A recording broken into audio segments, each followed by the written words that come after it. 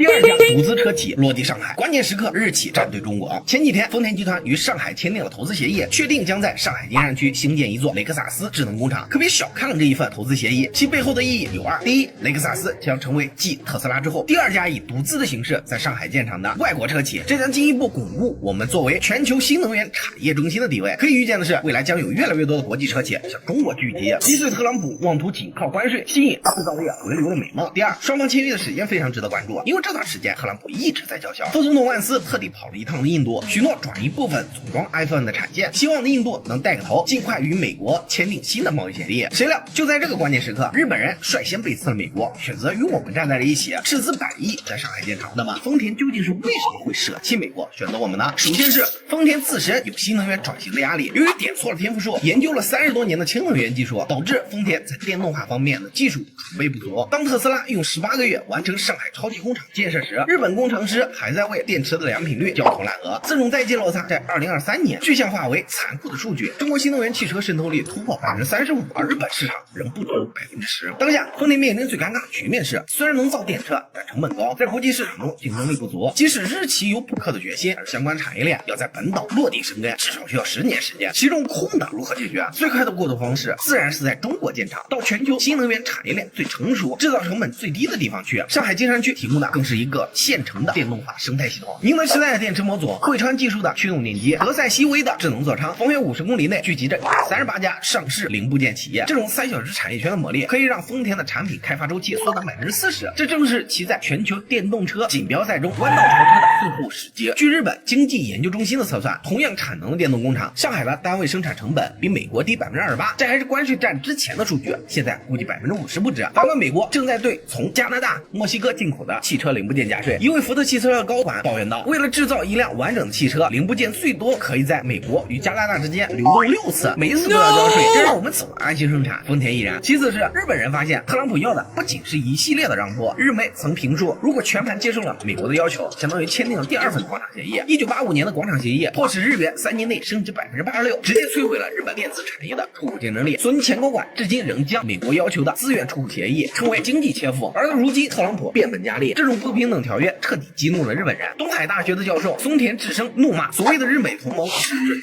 關係。如果這次向美國屈服，但是匯率一項，日元每對美元升值10%，豐田從海外賺回來的利潤就少10%，這將導致大量在日本国內無利可圖的資本只能向美國流动，而重創日本經濟。這種後果，日本政府無論如何都無法接受，所以必須做出反擊。但是由於主權的殘缺，日本又不敢與美國硬碰硬，所以與我們加強合作是他們為數不多可以增加談判籌碼的選擇，並借此來告訴美國人，你們不是宇宙中心，我們還有plan B。